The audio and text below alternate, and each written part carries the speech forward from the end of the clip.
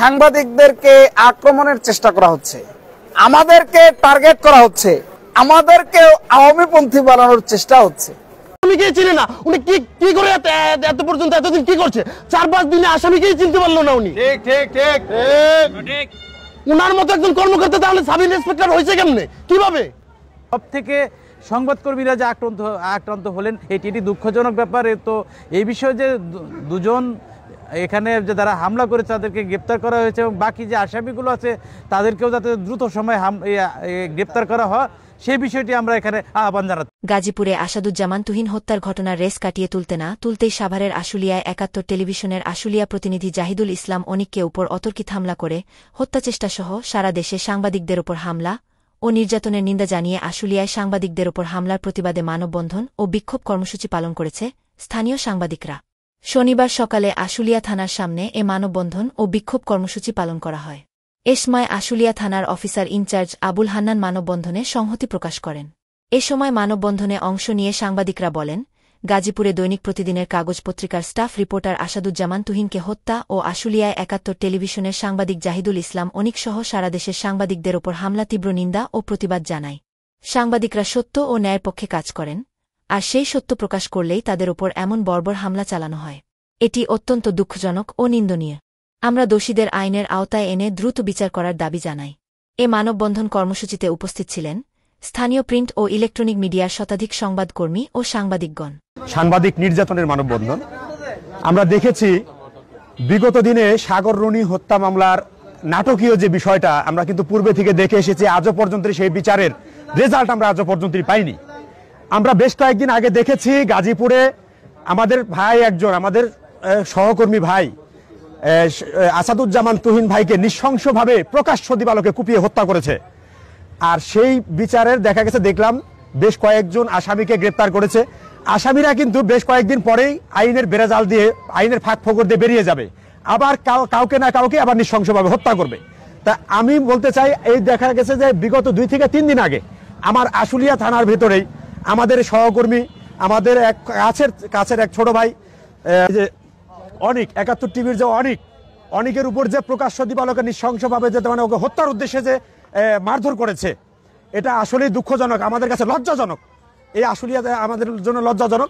আমরা যেটা মনে করি, বিগত দিনে এই সাংবাদিকদের উপর যদি এইরকম নির্যাতন চলতে থাকে তাহলে আমরা সত্য যে উদ্ঘাটন করে সাধারণ জনগণের মধ্যে যে সুন্দর নিউজটি কভার করতে পারবো, সেটা মনে আমরা আর পারবো না। তো সর্বপ্রথম আমি আত্মসমালোচনা দিয়ে শুরু করতে চাই। মানে সাংবাদিকদের যে বর্তমানে যে একটা প্রবলেম দেখা দিচ্ছে, যেমন হচ্ছে গতকালকে বাইবেলে কাঁচাবাজার ওইখানে একজন সাংবাদিকের সাথে কথা বললাম, হয়তো আশুলিয়া এক্সপ্রেস ওইটা লাইভ দেখছেন, দেখলাম তার শিক্ষাগত যোগ্যতা ৮ম শ্রেণী পাস। এইখানে একটু আমি যোগ করি, অনিককে যখন মারা হয়েছে তখন হচ্ছে তাকে সন্ত্রাসীরা বলেছে যে সাংবাদিক মারলে কি হয়। এই সাহসটা তারা পেয়েছে কোথায়?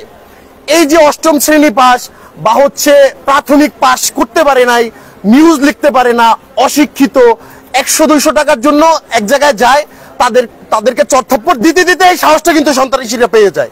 তো এই যে পত্রিকা যে এখন মানে খারাপ অবস্থা, দেখা গেছে 2000 টাকা দিলে কাট পাওয়া যায়, তারপর হচ্ছে আমাদের অনেক সিনিয়র সাংবাদিকরা আছে এইসব সাংবাদিক পালে, এটা কিন্তু সাংবাদিক পেশার জন্য সবচেয়ে খারাপ অবস্থার জন্য এরা কিন্তু সবচেয়ে বেশি দেয়। এই বিষয়গুলোটা কিন্তু অনেকেই খেয়াল করতেছে না। দ্বিতীয় যে বিষয়টা আসতেছে, যে আমরা আজকে যে এইখানে যেটার জন্য দাঁড়িয়েছি, ৭১ টিভির সাংবাদিক জাহিদুল ইসলাম অনিকের উপর যে হামলা হয়েছে, তো হামলা হয়েছে প্রায় 4-5 দিন হয়ে গেছে। গতকাল পর্যন্ত মামলার যে তদন্তকারী কর্মকর্তা উনি নাকি আসামিই চিনে না। এখন পর্যন্ত আসামি যে 1 নম্বর আসামি মামলার, যে আসামিকেই চিনে না। উনি কি করে এত পর্যন্ত এতদিন কি করছে? 4-5 দিনে আসামিকেই চিনতে পারলো না উনি। ঠিক ঠিক ঠিক ঠিক। উনার মতো একজন কর্মকর্তা তাহলে সাব ইন্সপেক্টর হয়েছে কেমনে, কিভাবে? যদি আসামি 4-5 দিনে চিনতে পারলো না। যে 2 জন আসামি গ্রেপ্তার হয়েছে তা কিন্তু আমাদের সাংবাদিকদের সহায়তায় এবং স্থানীয় জনতার সহায়তায়, পুলিশ কিন্তু সরাসরি গ্রেপ্তার করেনি। তাহলে পুলিশের অ্যাচিভমেন্ট কি এখানে? এখন পুলিশ যদি সাংবাদিকদের শত্রু মনে করে বা হচ্ছে সাংবাদিকদের মধ্যে হামলা হইলে যদি তারা ব্যবস্থা না নেয়, আনন্দ নেয়, তাহলে তো সাংবাদিকদের সাথে পুলিশের দাকুম্ভ সম্পর্ক হবে। আর হচ্ছে মারার সময় অনেক যা আমাকে বললো যে 1 নম্বর আসামি, সে বলছে যে সাংবাদিক মারলে কি হয়। ভাই, সাংবাদিক মারলে কিছু হয় না, আবার অনেক কিছু হয় যদি সাংবাদিক হয় সে, তাহলে জেল খাটা লাগে। আমি বলতে পারি যে এই অনেকের মামলায় আমি আপনাদেরকে কনভিক্ট করে ছাড়বো ইনশাল্লাহ, সেটা আমি কথা দিলাম যে আপনারা জেল খাটবেন, আপনাদের দণ্ডবিধির যে বিচার আসে তাতে জেল খাটবেন, এইটা আমি নিশ্চয়তা দিতে পারি। কিছুদিন আগে হচ্ছে আমাদের আসলে রিপোর্টার্স ইউনিটির 2 জন সদস্য, তাদের নামে হচ্ছে মামলা হইল। একটা মজার বিষয় হচ্ছে কি, মামলার যে বাদী তার নামে রানিং 10 থেকে 12টা মামলা। একজন 10 থেকে 12টা মামলা নিয়ে সেই লোক থানার ভিতরে এসে মামলা করে, পুলিশ কি করছে? 10 থেকে 12টা মামলা রানিং, একটাও জামিন নাই, একটাও জামিন নাই। তাহলে পুলিশ কি করছে? সেই লোক যদি থানায় এসে মামলা করতে পারে আরেকজনের নামে, তো এই প্রশ্নের উত্তর কি পুলিশ দিতে পারবে? আর হচ্ছে সর্বশেষ যেটা বলতে চাই সেটা হচ্ছে, এটা হচ্ছে রাষ্ট্রের কাছে, যারা সরকারে থাকে প্রত্যেকবার ক্ষমতায় আসার আগে বা ক্ষমতায় আসার পরে তারা প্রথমে সাংবাদিকদের সুরক্ষা নিয়ে তাদের মায়া কান্নার শেষ নাই, কিন্তু কাজের সময় লবণাঙ্কা নাই কোনো প্রকার সুরক্ষা। আদালতে গেলে হচ্ছে আসামিরা সহজেই জামিন পেয়ে যায়, সাংবাদিকদের বিষয়গুলো আলাদাভাবে দেখা হয় না। তো এরকম হলে রাষ্ট্রের চতুর্থ স্তম্ভ হচ্ছে সংবাদ মাধ্যম। তো চতুর্থ স্তম্ভ একটা স্তম্ভ যদি একটা দেশ থেকে বা হচ্ছে একটা ঘর থেকে ধ্বংস হয়ে যায়, তাহলে বাকি স্তম্ভগুলো তো ঠিক থাকবে না। এখন তারা যদি মনে করে যে তারা হচ্ছে রাষ্ট্রের চতুর্থ স্তম্ভকে ধ্বংস করে বাকি স্তম্ভ ঠিক রাখতে পারবে, সেটা হচ্ছে তাদের ভুল ধারণা। তো আমি রাষ্ট্রকে আহ্বান জানাবো, অনতিবিলম্বে সাংবাদিকদের সুরক্ষা দেওয়া হোক, আর যা যা বলা হয় সেগুলো বাস্তবায়ন করা হোক। আমরা আজকে কেন দাঁড়িয়েছি? জাহিদুল ইসলাম অনিককে হত্যা চেষ্টা করা হয়েছে, গাজীপুরের আসাদুজ্জামান তুহিনকে হত্যা করা হয়েছে। দুইটি ঘটনাই কিন্তু প্রকাশ্যে। ইতিপূর্বে স্বৈরাচার শেখ হাসিনার অন্যতম হাতিয়ার জেনারেল আজিজ, শেখ হাসিনার বোনের ভাসুর তারিক সিদ্দিকী, সাভারের শীর্ষ সন্ত্রাসী মঞ্জুরুল আলম রাজীব, আশুলিয়ার শীর্ষ সন্ত্রাসী ডিম সাইফুল সহ যত সন্ত্রাসী ছিল, এমন কোন সন্ত্রাসী বাদ নেই আমাদের সংবাদে আসে নাই।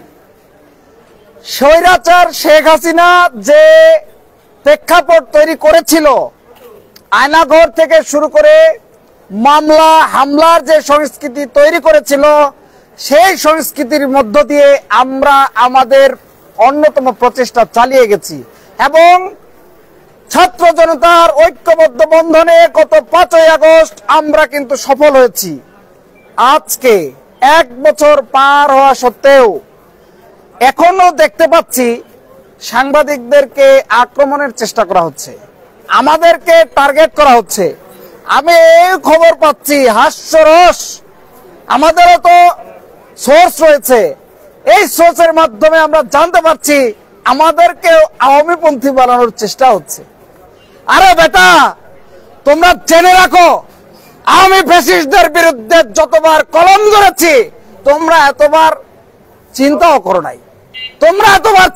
করো নাই, আগামীতে যেই ধরনের ফ্যাসিস্ট তৈরি হবে আপনারা মনে করেন না সাভার, আশুলিয়া এবং ধামরাই এই অঞ্চলের সাংবাদিকদের উপরে হামলা হবে আর আমরা বসে থাকবো, এটি আপনি মনে করবেন না। আপনি যে দলেরই হন, স্বৈরাচার শেখ হাসিনার সময় যেই কাজটি আমরা করেছি, অনবদ্যভাবে আমরা কলম ধরেছি, কলম চালিয়েছি, আগামীতেও আমাদের অনেকে সহযোদ্ধা ছিলেন, তাদের বিরুদ্ধেও আমরা কলম ধরতে পিছপা হব না।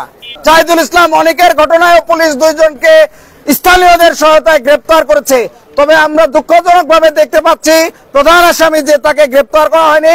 আমরা দাবি জানাবো অবিলম্বে তাকে গ্রেপ্তার করে তাকেও শাস্তির আওতায় আনা হোক এবং দ্রুত সময়ের মধ্যে এই মামলার চার্জশিট দিয়ে আসামিদের বিচার নিশ্চিত করা হোক। কারণ আমরা দেখেছি, আমি স্বৈরাচার শেখ হাসিনার আমলে মামলা হয়েছি ছাত্রলীগের দ্বারা, আওয়ামী লীগের দ্বারা, হামলার শিকার হয়েছি সন্ত্রাসীদের দ্বারা, আওয়ামী লীগের, স্বেচ্ছাসেবক লীগের, যুবলীগের, ছাত্রলীগের যে সন্ত্রাসীরা মামলা হামলা করেছিল, আজ কিন্তু তারা নেই। তারপরেও ওই সময় আমরা দেখেছি মামলার লেন্দি প্রসেস, আমাদের মামলার আসামি হওয়া সত্ত্বেও তারা প্রকাশ্যে ঘুরে বেরিয়েছে, আমরা কিন্তু ন্যায় বিচার তখন পাই নাই। এজন্য আমরা সেই সংস্কৃতি থেকে বের হতে চাই। এই মুহূর্তে যেই সন্ত্রাসীরাই হোক না কেন, আমরা তাদের বিচার সুনিশ্চিত দেখতে চাই। নিয়ে কথা শুরু করছি। আমি যখন এই ঘটনার সংবাদ পেয়েছি, সাথে সাথে আমি সাংবাদিকের উপর হামলা, মানে আমাদের একটা বিশেষ সংস্থার উপর হামলা, একটা বিশেষ জায়গার উপর হামলা, এই জন্য সংবাদ প্রাপ্তির সাথে সাথে আমি ওখানে আমার ফোর্স পাঠিয়েছিলাম এবং সাদা পোশাকে আমাদের অফিসার ছিল। যে ক্রিমিনালরা সাংবাদিকের উপর হামলা করেছে, আমরা সাথে সাথে 2 জনকে স্থানীয় লোকের সহায়তায়, সাংবাদিকদের সহায়তায় 2 জন ক্রিমিনালকে ধরতে পেরেছি। একজন এখনও পলাতক আছে, আমরা অচিরেই তাদেরকে ধরে ফেলব। সেই ব্যক্তিকে ধরে তাদের হামলার প্রকৃত উদ্দেশ্য কি, সেই উদ্দেশ্য উন্মোচন করব ইনশাল্লাহ। আপনারা আমাদের পাশে থেকে এই প্রিন্ট মিডিয়া, ইলেকট্রনিক মিডিয়ার যেভাবে আশুলিয়া থানাকে সহায়তা করছেন, আশা করব ভবিষ্যতে সহায়তা করবেন। আপনাদের সাংবাদিকের উপর হামলা হয়েছে, এটা যদি আমরা এখন বসে থাকি, ভবিষ্যতে আমাদের উপর হামলা হবে। এই জন্য আমরা সার্বিকভাবে কাঁধে কাঁধ লাগিয়ে কাজ করব। আমরা আপনাদের পাশে আছি, আমার আর আপনাদের মধ্যে কোনো ভুল বুঝাবুঝি নাই। ধন্যবাদ, সবাই ভালো থাকবেন। জাতির একটি ক্রান্তি লগ্নের সময় চলছে। এই সময়ে আমরা আসলে কেউই ভালো নেই। দেশে আইনের সুশাসন ব্যবস্থা করতে হলে অবশ্যই জনগণের পাশাপাশি জাতির যে বিবেক রয়েছে, আমাদের সমাজের যে চতুর্থ স্তম্ভ আমরা যারা সাংবাদিক রয়েছি, তাদেরকে অবশ্যই সুরক্ষা দিতে হবে। দমন নিপীড়ন করে কখনোই সাংবাদিকের কলম বন্ধ করা যাবে না। আপনারা জানেন, বেশ কিছুদিন আগে গাজীপুরে 2টি আলোচনা ঘটনা ঘটেছে। সকালবেলা গাজীপুরের বাংলাদেশের আলো পত্রিকার প্রতিনিধিকে মব সৃষ্টি করে তাকে ইট দিয়ে থেতলে দিয়েছে। আমার কথা, সে যদি অপরাধ হয়ে থাকে তাকে আপনারা আইনের হাতে তুলে দেন। আইন সবার জন্য সমান। আমরা তারই সেই দিন বিকেলবেলা দেখতে পাই আমাদের প্রতিদিনের কাগজের এক সহকর্মী আসাদুজ্জামান তুহিন, তাকে হামলা করে ওপেন কুপিয়ে তাকে হত্যা করা হয়েছে। আমরা দেখতে পেয়েছি খুব দ্রুত সময়ের মধ্যেই 7 জন আসামিকে গ্রেপ্তার করা হয়েছে। সবই ঠিক আছে, তবে এই যে কেটে মিজান থেকে শুরু করে তার যে বাহিনী তাসের রাজত্ব চালিয়েছে, তখন গাজীপুরের পুলিশ প্রশাসন কি করেছে? আজকে সাংবাদিক হত্যা করেছে বিদায় সংবাদ কর্মীদের রুশানলে সব আসামি গ্রেপ্তার হয়েছে, কিন্তু যারা সাধারণ মানুষ ছিনতাইয়ের শিকার হয়েছে, হত্যার শিকার হয়েছে, তাদের তো কোনো আমরা আলোচনা কর কোনো আসামি গ্রেপ্তার করতে দেখি নাই। তো বলতে চাই, আইন সবার জন্য সমান। এই আইনকে কেন্দ্র করে আপনাদের পুলিশ বাহিনী যারা রয়েছেন তারা সোচ্চার হন, না হলে আপনাদের বিরুদ্ধেও আমাদের কলম চলবে। একটু আগে আমাদের পাশে এসে আশুলিয়া থানার ওসি একাত্মতা ঘোষণা করেছেন। আমি কৃতজ্ঞতার সাথে তাকে ধন্যবাদ জ্ঞাপন করছি। সেই সাথে আপনাকে মনে করে দিতে চাই, বিগত কিছুদিন আগে আমাদের আশুলিয়া প্রতিনিধি 71 টিভির সাংবাদিক জাহিদুল ইসলাম অনিককে হত্যা চেষ্টার উদ্দেশ্যে তাকে অপহরণ করতে চেয়েছিল। সেখানে স্থানীয় সাংবাদিক এবং তার সহকর্মী এবং সাধারণ জনগণের সহায়তায় 2 জন আসামিকে গ্রেপ্তার করা হয়েছে। আমার বন্ধু বলেছেন সাকিব আসলাম 1 নম্বর যে আসামি, তিনি গায়ে হাওয়া লাগিয়ে ঘুরছেন। তাহলে বলতে চাই, পুলিশের ক্রেডিটটা কোথায়? পুলিশের অ্যাচিভমেন্টটা কোথায়? আপনাদের ক্রেডিটটা ধরে রাখুন, আপনাদের অ্যাচিভমেন্টটা বজায় রাখুন। আমরা আপনাদের প্রতিপক্ষ নই, আপনারা আমাদের প্রতিপক্ষ নই। আরেকটি কথা বলতে চাই, আজকে যে সাংবাদিকদের করুণ দশা, এটির দায় অনেক বইফোর সাংবাদিক। তাই এই বইফোর সাংবাদিকদের বলতে চাই, হয় দালালি ছাড়ুন, নয় সাংবাদিকতা ছেড়ে দালালি করুন। আপনাদের জন্য সাংবাদিকতা না, অভাবী হলে কখনোই সাংবাদিকতা আসবেন না। মেরুদণ্ডের হাড় দুর্বল থাকলে কখনোই সাংবাদিকতা আসবেন না। সাংবাদিকতা আসতে হলে লেখাপড়া করে বস্তুনিষ্ঠ সংবাদের ভিত্তিতে নিজেকে দাঁড় করিয়ে তারপরে সংবাদকর্মী হিসেবে দাঁড়াতে হবে। আজকে যারা এখানে সংবাদকর্মী আছেন, যারা কথা বলতেছেন, তারা ব্যক্তি হিসেবে যেমন প্রতিষ্ঠিত, শিক্ষকতায় প্রতিষ্ঠিত, তেমনি তাদের মিডিয়াগুলো প্রতিষ্ঠিত। আমরা চাইবো সাভার আসলে একটি গুরুত্বপূর্ণ জোন। এই জোনে যারা সাংবাদিকতা করবেন তারা ন্যায় নীতির সাথে সাংবাদিকতা করবেন, আর এই জোনে যারা প্রশাসনের দায়িত্ব পালন করবেন তারা অবশ্যই ন্যায় নীতির সাথে দায়িত্ব পালন করবেন। আমাদের আসলে প্রেস ক্লাবের বারবার নির্বাচিত সাংগঠনিক সম্পাদক চৌধুরী খুকা মোহাম্মদ চৌধুরীকে একটি মিথ্যা মামলায় আসামি বানিয়েছে, যেখানে আমাদের সাংবাদিকদের ইন্ধন রয়েছে। সেই সব সিনিয়র সাংবাদিকদের বলতে চাই, আপনারা সতর্ক হয়ে যান। আমরা জুনিয়র বলে একেবারে জুনিয়র নই। এই যে আমার ভাই, আমার প্রেস ক্লাবের জয়েন্ট সেক্রেটারি শাহাদাতের নামে মামলা করেছেন। আমার এক সহকর্মী বলেছেন সেই মামলায় এক সাংবাদিকের ইন্ধন রয়েছে।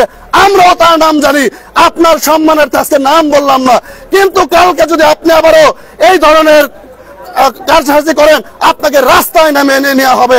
আমরা দুর্বল নই, আমাদের সহকর্মীরা দুর্বল নয়, আমাদের সংগঠন দুর্বল নয়। আমি একটি মামলার আসামি, যেখানে কোনো তদন্ত ছাড়াই আমাকে মামলার আসামি করা হয়েছে। এসব মামলা থেকে যারা মব সৃষ্টি করে বিভিন্ন জায়গায় চাঁদাবাজি করতে চায় তাদের পক্ষ নিয়ে বিগত যে ওসি ছিল তিনি মামলা করেছেন। আমি বলতে চাই বর্তমান যিনি ওসি 4 মাসে 5টি ওসি বদলি হয়েছে। আমি চাই না আপনার ওসির যে চেয়ার সেটি কলঙ্কিত করেন, আপনার মাধ্যমে এই কলঙ্কমুক্ত হোক এই আশুলিয়ার চেয়ারের। সে পরিচয় দেওয়ার পরে কিন্তু তাকে বারবার তাকে আঘাত করা হয়েছে এবং তাকে একবার যেটি আবার পল্লী বিদ্যুৎ, সে পল্লী বিদ্যুতে আঘাত করার পর আবার দ্বিতীয়বার তাকে বাইপাইলে এসে তাকে আঘাত করা হয়েছে। তো আসলে এই বিষয়টি সে সংবাদকর্মী পরিচয় দেওয়ার পরেও কিন্তু তাকে বলা হয়েছে যে আসলে সংবাদকর্মীরা কিছুই না, মানে সেটি তুচ্ছতাচ্ছিল্যভাবে তাকে সেটি বলা হয়েছে। আসলে এই বিষয়গুলো খুবই দুঃখজনক। আমরা দেখতে পাচ্ছি যে আসলে যে মব, সে মব কিন্তু আজকে সেই সংবাদকর্মীদের উপরেও কিন্তু সেটি আজকে আমরা দেখতে পাচ্ছি সেটি আমরা আক্রান্ত হচ্ছে মব দ্বারা। তো এই মব কিন্তু আসলে রাষ্ট্রে যে এখন যেটি শুরু হচ্ছে এটি আসলে কেউ এটি কাম্য করে না, কারণ এই মবের জন্য কিন্তু এই আন্দোলন হয়নি বা এই মব কিন্তু আসলে কোনো সময় আমরা এটা শান্তি বয়ে আনে না। তো এই মব থেকে সংবাদকর্মীরা যে আক্রান্ত হলেন এটি দুঃখজনক ব্যাপার। তো এই বিষয়ে যে দুজন এখানে যে যারা হামলা করেছে তাদেরকে গ্রেপ্তার করা হয়েছে এবং বাকি যে আসামিগুলো আছে তাদেরকেও যাতে দ্রুত সময় গ্রেপ্তার করা হয় সেই বিষয়টি আমরা এখানে